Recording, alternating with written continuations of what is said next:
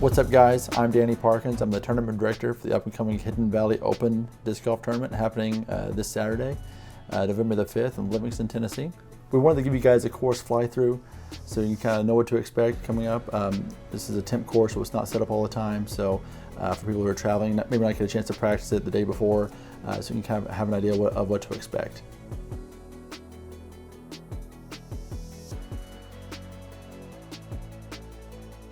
All right, so let's get started, guys.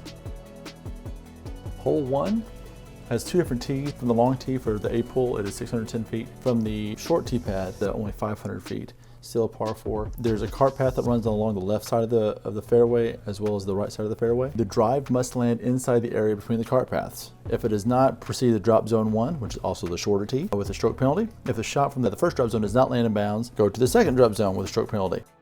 Once you've successfully landed in bounds, any shots after that go out of bounds, play from where it last crossed in bounds.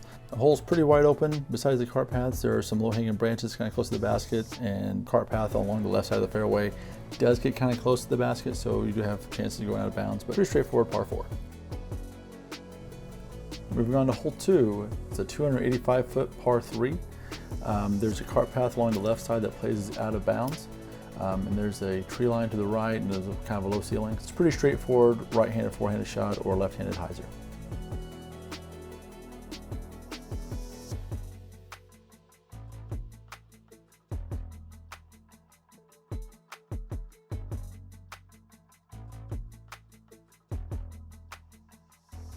Hole 3, it's a par 3, 350 foot.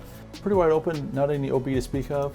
Throwing up the hill and trying to find a gap through these trees, and the basket is perched on the back side. It is perched on a mound, so any kind of missed putts does have the potential to roll away, so just be mindful of that.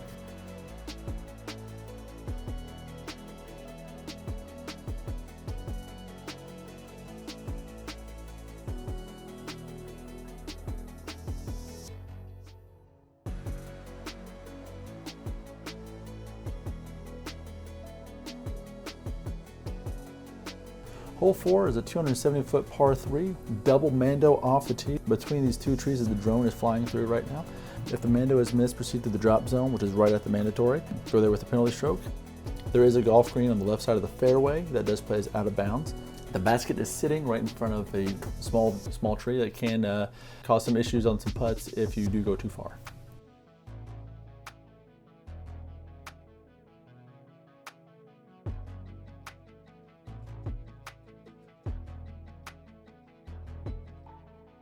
Hole 5. This one has two different tee pads. A pool is going to play from the long tee pad at 1,024 feet. The short tee pad the B pool is playing from is 666 feet. There's an OB cart path along the right side of the fairway, and there is a line along the left side of the fairway that serves as out of bounds as well. This hole starts off really wide open and really funnels down to a really tight green. So it's not just throw as far as you can, throw as far as you can. You do have to have some touch, some accuracy, and put it where you want to as you get closer to the basket.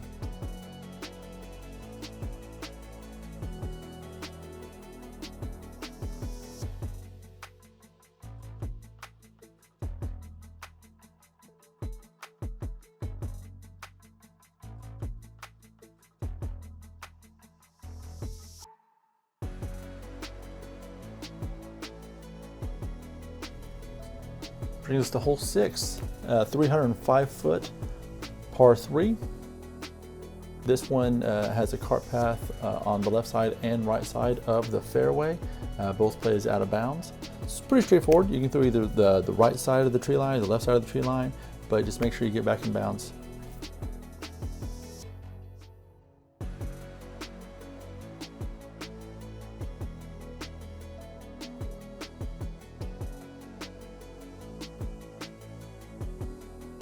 Hole 7, 200-foot par 3, triple mando. If the mando is missed, proceed to the drop zone, which is at the mandatory with penalty stroke.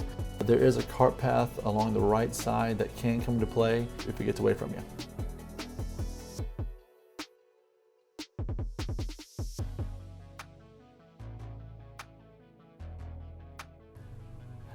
Hole 8, par 3, 245 feet.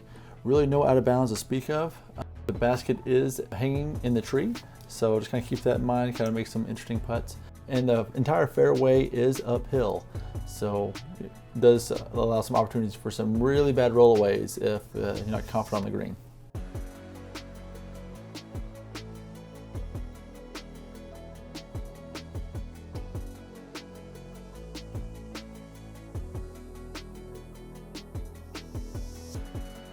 Hole 9, 497-foot par 4. This one plays with 2 islands.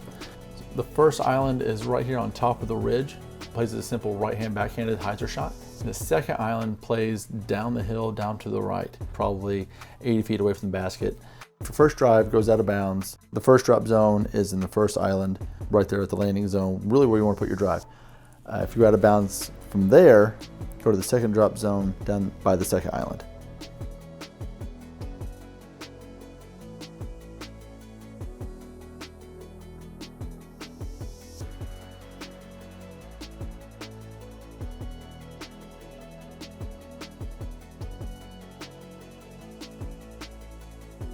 Hole 10, 276 par 3, plays really uphill. It's a long 276. There's a cart path that goes along the left side behind the basket, along the right side of the fairway. That can come into play. And the basket is tucked in these pine trees.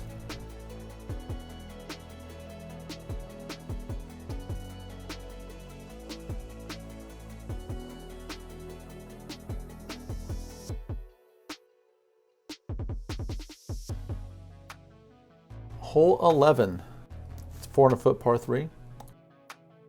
The tee shot you're throwing out of this tunnel of trees into a wide open field. It plays downhill, and there's a cart path pretty close behind the basket that can come into play if you're not careful on your approach.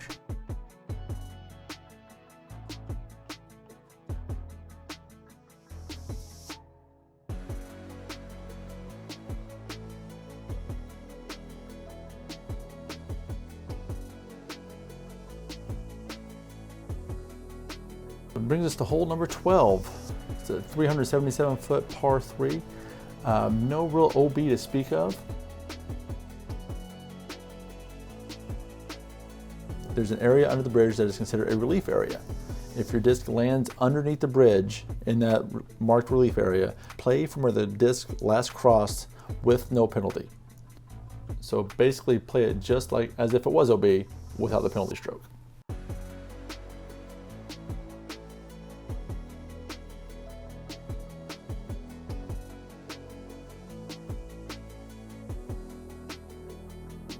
Hole 13, 305-foot par 3.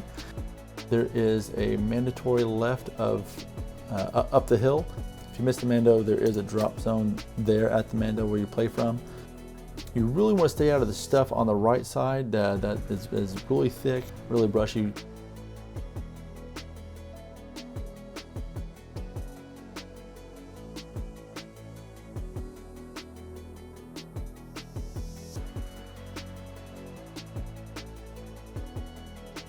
Hole 14, 280-foot par 3.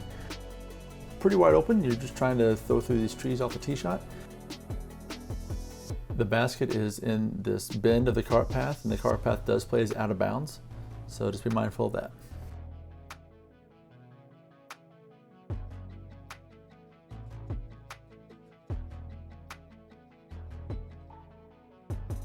Hole 15, 360-foot par 3.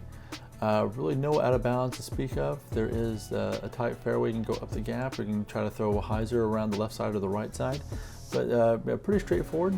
Basket is underneath this tree here, so there are some branches that can come into play on some putts if you are outside the circle.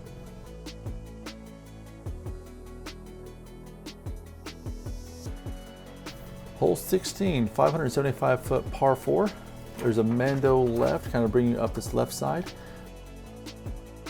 If you miss that mandatory, there's a drop zone. You go to the drop zone with penalty. And that cart path along the left side of the fairway does play as out of bounds. So keep that in mind as well.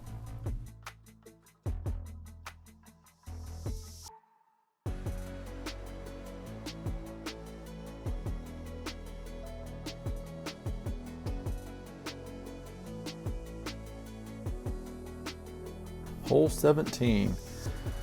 probably the coolest hole in the course. 415-foot par 3. The island is defined by the cart path surrounding the basket. Also, the area left of the main cart path and short of the rope ditch line is also inbounds. If your drive does not come to rest inbounds, proceed to the drop zone with a penalty. Any other shot after your drive that goes out of bounds, play from where it last crossed with 1 stroke penalty. So it does give you an option. You can go for it, or you can lay up and try to play it safe.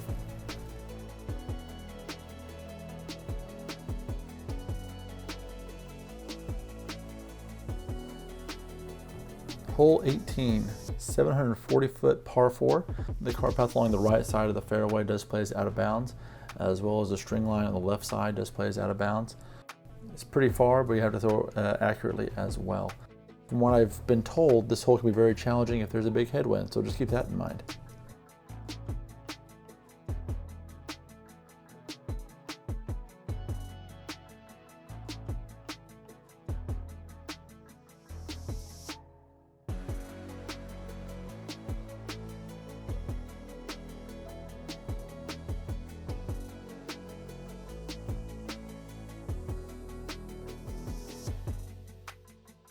Guys, thanks so much for watching.